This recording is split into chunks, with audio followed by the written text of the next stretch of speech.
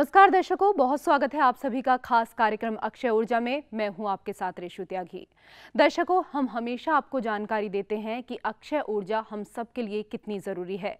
अक्षय ऊर्जा को अपनाकर हम अपने गांव, शहर और देश को रोशन कर सकते हैं, ऊंचाइयों तक ले जा सकते हैं। लेकिन इसके लिए आप सभी का जागरूक होना बेहद ज़रूरी है। हमारे इस खास कार्यक्रम में आज आपको जागरूक करने के लिए, आपको जानकारी देने के लिए दो खास मेहमान हमारे साथ मौजूद हैं। हमारे साथ डॉक्टर अरुण कुमार त्रिपाठी जी हैं, निदेशक नवीन और नवीकरणीय ऊर्जा मंत्रालय। बहुत स्वागत है आपका खास कार्यक्रम में। इसके साथ ही हमारे साथ श्री अनूप कुमार गुप्ता जी हैं, डायरेक्टर इलेक्ट्रिकल, दिल्ली मेट्रो। बहुत स्वागत है आप दोनों का खास कार्यक्रम में। तो हमारे दोनों खास मेहमानों से हम बात करेंगे, लेकिन उससे पहले दिखाने जा रहे हैं आपको एक लघु फिल्म।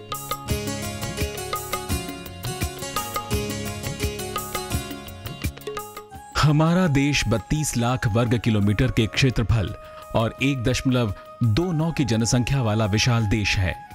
भारत में प्राकृतिक संसाधनों जैसे सौर ऊर्जा, पवन ऊर्जा और कृषि अवशिष्ट सहित बायोमास प्रचुर मात्रा में उपलब्ध है।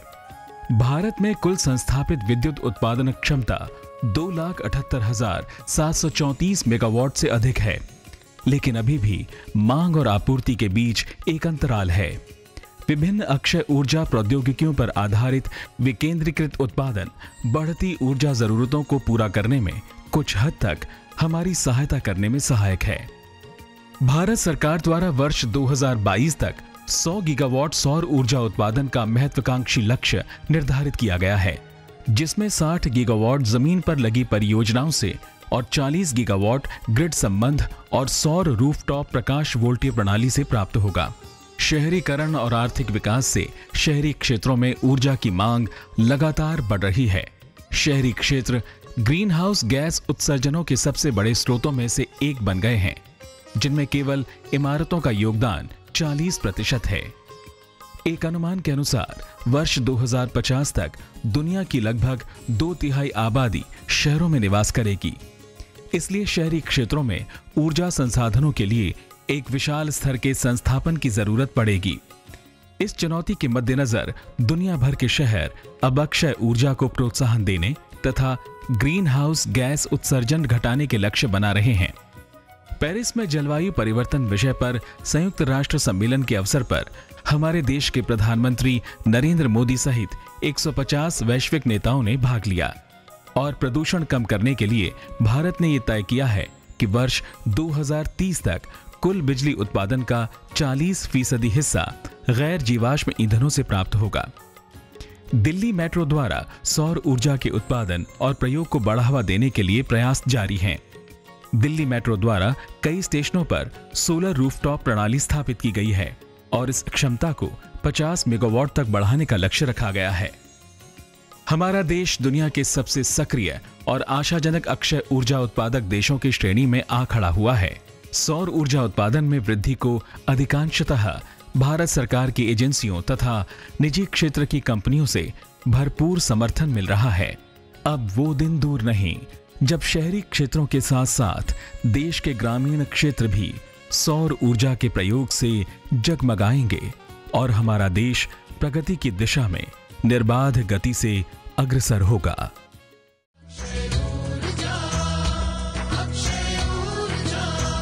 तो दर्शकों, आपने ये लघु फिल्म देखी, आपको बहुत सारी जानकारी हासिल हो गई है, लेकिन बहुत सारी चीजें अभी भी ऐसी हैं जो जानना बाकी है। सर, पहला सवाल आपसे करना चाहूंगी। सौर ऊर्जा निश्चित तौर पर कभी ना खत्म होने वाली ऊर्जा है, लेकिन देश में जलवायु की विविधता को देखते हुए इसकी क्या संभावना है? सौर ऊर्जा की संभावना पहले भी बहुत अच्छी रही है और जलवायु की विविधता के साथ ही ये और भी प्रभावकारी होगी। मुझे ऐसा लगता है कि चूंकि ये कभी ना खत्म होने वाली ऊर्जा है और ये एक नॉन पॉल्यूटिंग, मतलब प्रदूषण इससे बिल्कुल नहीं होता जी, तो उस संदर्भ में जलवायु परिवर्तन में ये एक बहुत अच्छा रोल अदा करेगी। सर, दिल्ली मेट्रो में सौर ऊर्जा की शुरुआत किन किन उद्देश्यों को लेकर हुई है, ये हमारे दर्शकों को बताएं।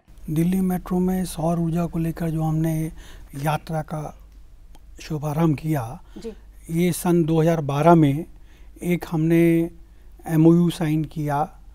जर्मन NGO है जी, जो इंडिया में एक प्रोग्राम चला रहे हैं सोलर ऊर्जा को प्रोत्साहन देने का, उनके साथ।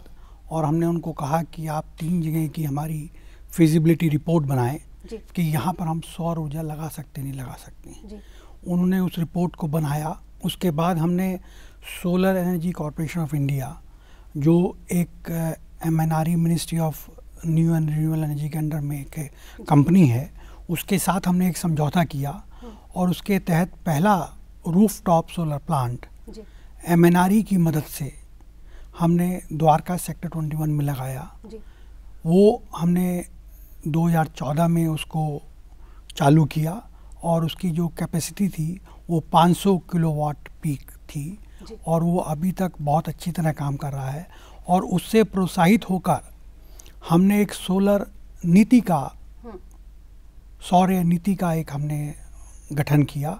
उसके तहत हमें 3 साल में 20 मेगावाट रूफटॉप पर सोलर एनर्जी लगानी है। जी sir, rooftop solar voltaic station के बारे में हमने कई बार सुना है, ये क्या है, ये भी हमारे दर्शकों को बताएं। रूफटॉप सोलर एक ऐसा हमारा सिस्टम है जिसमें कि किसी ज़मीन की ज़रूरत नहीं पड़ती और जो हमारी छत घरों में सभी जो बिल्डिंग्स में होती है उसका हम इस्तेमाल करते हैं। तो इसमें सोलर फोटोवोल्टाइक पैनल हम छत पे लगाते हैं और इसमें जो डीसी बिजली पैदा होती है सोलर फोटोवोल्टाइक पैनल से, उसको फिर एक इन्वर्टर के द्वारा एसी में कन्वर्ट करते हैं और हमारे घर में जो भी बिजली की लाइन आई हुई है उसके साथ इसको जोड़ दिया जाता है। तो ये एक ऐसी प्रणाली है जिसमें कि कोई बैटरी नहीं होती। मैं आपको ग्रिड कनेक्टेड रूफटॉप सिस्टम के बारे में बता रहा हूँ, जिसमें कोई बैटरी नहीं होती और इसमें जब बिजली बनती है तो वो पहले हमारे घरों में या बिल्डिंग में जहाँ लगा है वहाँ इस्तेमाल होती है। उसके बाद अगर एक्सेस या अधिक बिजली है तो वो ग्रिड में चली जाती है। तो इस तरह हमारा सोलर रूफटॉप सिस्टम काम करता है। सर, दिल्ली मेट्रो में सौर ऊर्जा का प्रयोग जो है वो काफ़ी सराहनीय है, लेकिन इसमें सफलता कितनी मिली है ये भी दर्शकों को बताएं। हमने जो सौर नीति बनाई है उसमें हमें 20 मेगावाट 3 साल में लगाना है। तो उसमें से अभी तक हमने 3 मेगावाट लगा दिया है और आने वाले 1 आध और महीने में ये 3 मेगावाट से बढ़कर 5 मेगावाट हो जाएगा। और इसमें हम MNRE से सब्सिडी हमें मिल रही है और इसको हम एक नए तरह के फाइनेंशियल मॉडल में लगा रहे हैं। आपसे जानना चाहती हूँ कि अगर कोई रूफटॉप सोलर अपने यहाँ छत पर लगवाना चाहता है तो उसके लिए सरकार की क्या नीति है? सरकार की तरफ से प्रोत्साहन दिया जाता है और डायरेक्ट सब्सिडी भी दी जाती है, जो कि लगभग 30% उसकी जो कॉस्ट है उसकी 30% कॉस्ट हम सब्सिडी के रूप में देते हैं। और इसकी तरफ से, सरकार की तरफ से इसका प्रचार प्रसार किया जा रहा है। हम जो स्टैंडर्ड्स हैं उसको मेंटेन करते हैं, स्पेसिफिकेशंस और स्टैंडर्ड्स हम लोग मार्केट में लाते हैं ताकि उसी के अनुरूप हमारे सिस्टम लगे, क्योंकि इनकी लाइफ करीब 25 साल तक होती है। तो इसलिए हम ये इंश्योर करते हैं सरकार की तरफ से कि जो भी प्रणालियाँ लोगों के घरों में लगें वो 25 सालों तक काम करें और इफ़िशेंटली काम करें। दिल्ली मेट्रो की बात की जाए तो दिल्ली मेट्रो में सौर ऊर्जा का उपयोग बहुत ज़्यादा बढ़ जाए, इस दिशा में क्या कार्य किए जा रहे हैं? जैसे मतलब सौर नीति हमने बनाई है, 20 मेगावाट लगेगा, उसको हम सोच रहे हैं कि 20 मेगावाट हम अगले साल तक लगा देंगे। फिर हम सोच रहे हैं कि 2020 तक हम इसको 50 मेगावाट कर देंगे। ये सारे रूफटॉप पर होंगे। इसके बाद हम एक और सोच रहे हैं कि हम ऑफ साइट मीन्स ज़मीन पर लगाएं।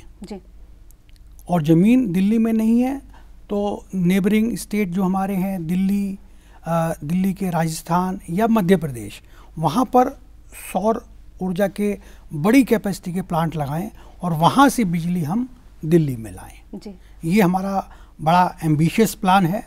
सर, ग्रीन बिल्डिंग के बारे में अक्सर हम सुनते आए हैं, लेकिन ग्रीन बिल्डिंग का कॉन्सेप्ट क्या है, इसके बारे में भी हमारे दर्शकों को जानकारी दें।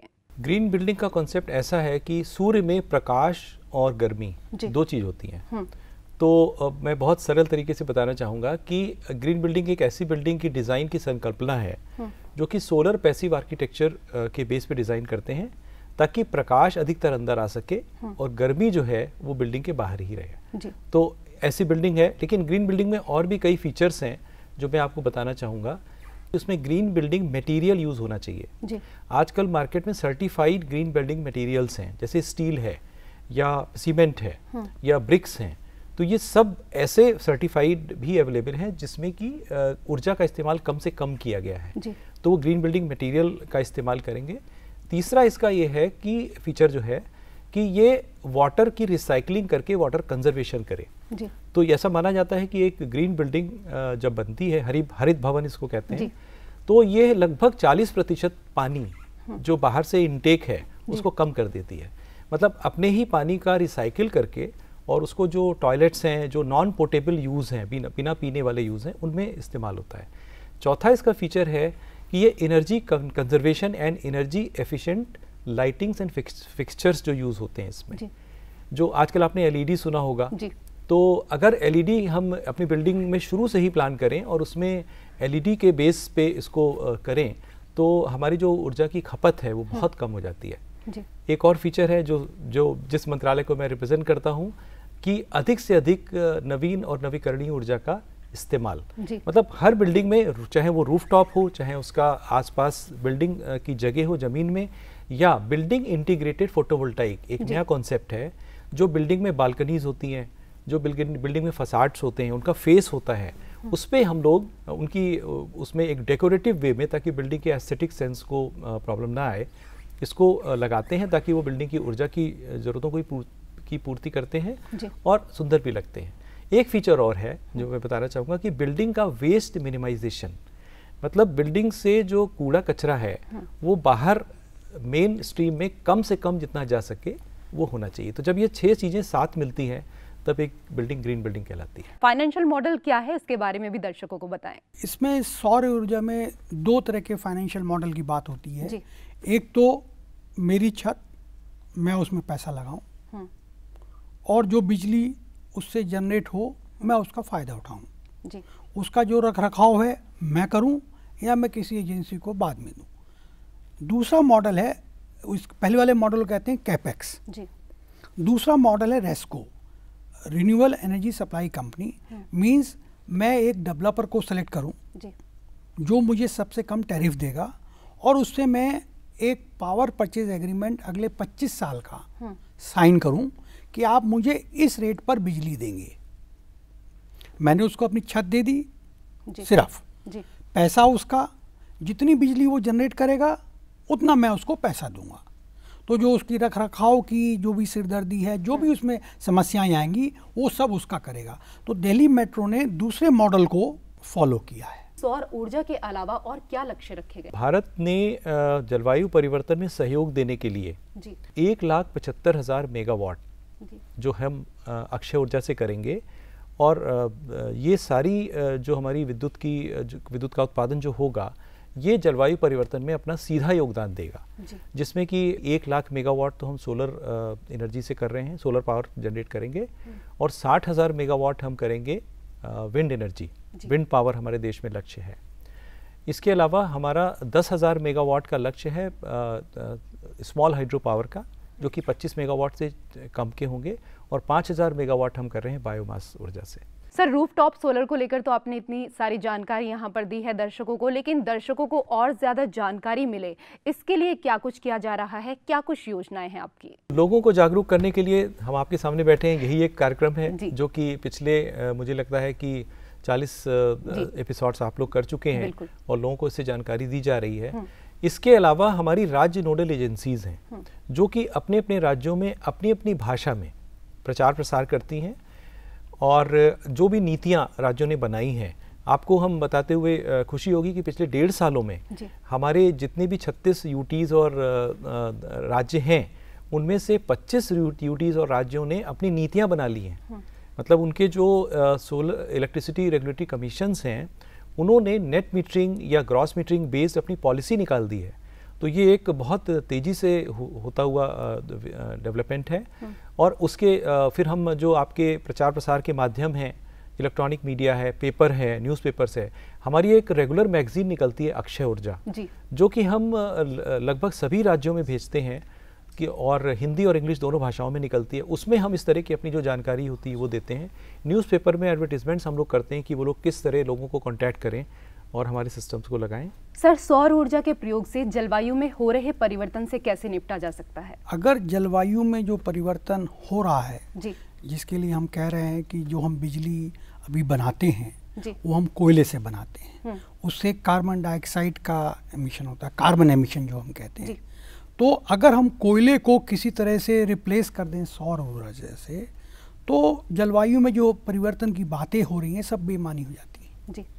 तो अगर हमें जलवायु में परिवर्तन को रोकना है तो सौर ऊर्जा का इस्तेमाल हमें बढ़ाना है जी।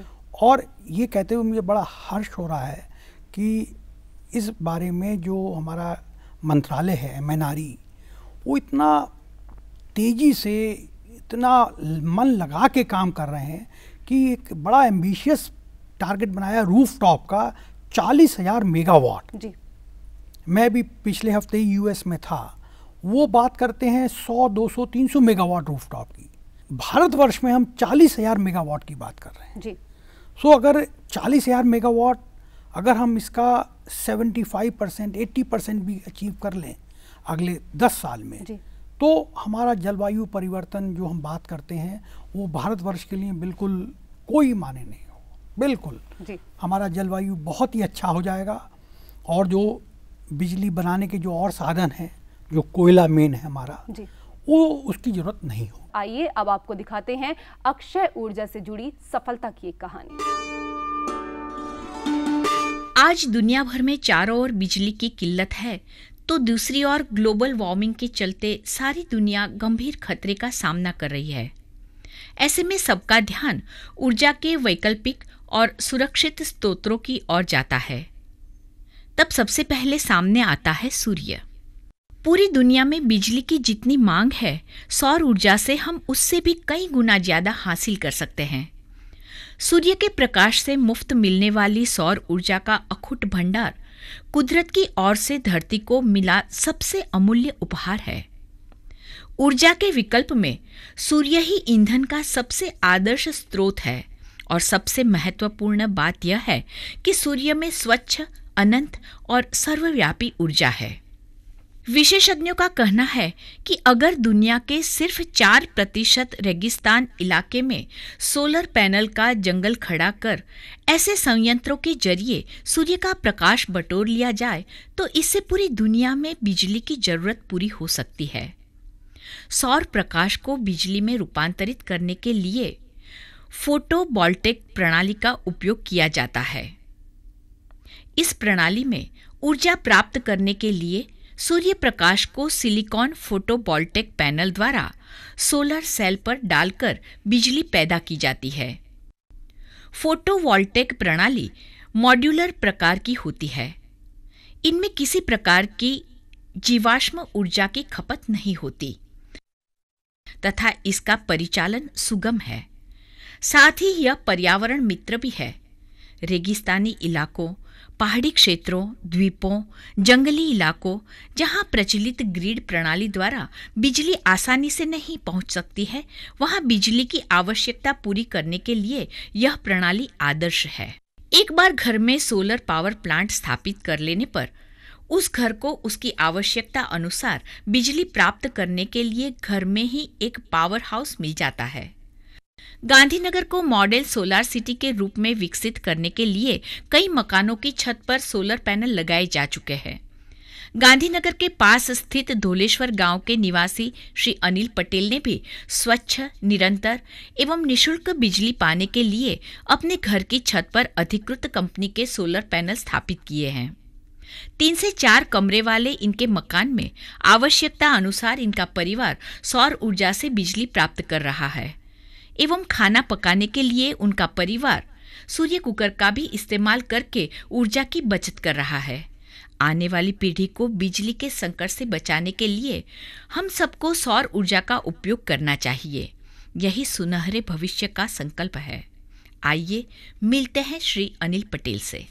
ऊर्जा की जो क्राइसिस है, बिजली की जो क्राइसिस है, वो क्राइसिस को ख़त्म करने के लिए हम सोलर एनर्जी, विंड एनर्जी अगर यूज़ करते हैं तो वो समस्या को हम हल कर सकते हैं। मेरे घर में मैंने सोलर वाटर हीटर लगाया है, सोलर पावर प्लांट लगाया है और विंड जनरेटर लगाया है। उसका टोटल कॉस्ट 90,000 रुपीज़ लगा है। मगर 5 साल में वो सारी जितना भी मैंने इन्वेस्टमेंट किया है वो मुझे वापस मिल जाएगा। जो मेरी बिजली की बचत होती है इसमें से मिल जाएगा।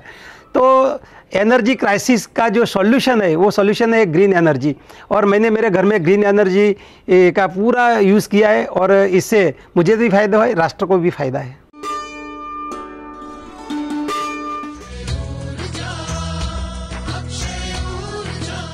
डॉक्टर अरुण कुमार त्रिपाठी जी, आप आए और आपने इतनी अच्छी जानकारी दी कार्यक्रम में, इसके लिए आपका बहुत बहुत शुक्रिया। अनूप कुमार गुप्ता जी, आप आए और आपने इतनी अच्छी जानकारी दी, इसके लिए आपका भी बहुत शुक्रिया। और अब बारी आज के सवाल की। विश्व में कौन सा ऐसा मेट्रो सेक्शन है जिसमें सोलर ऊर्जा का उपयोग हो रहा है? आप अपना जवाब हमें इस पते पर भेज सकते हैं। हमारा पता है अक्षय ऊर्जा, कमरा नंबर 622, दूरदर्शन भवन, टावर बी, कोपरनिकस मार्ग, मंडी हाउस, नई दिल्ली 110001। आप हमें कर सकते हैं ईमेल। हमारी ईमेल आईडी है akshayoorja@gmail.com। इसी के साथ फिलहाल वक्त हो गया है आपसे विदा लेने का। अगले शनिवार सुबह 8:30 बजे फिर होगी आपसे मुलाकात। तब तक के लिए नमस्कार।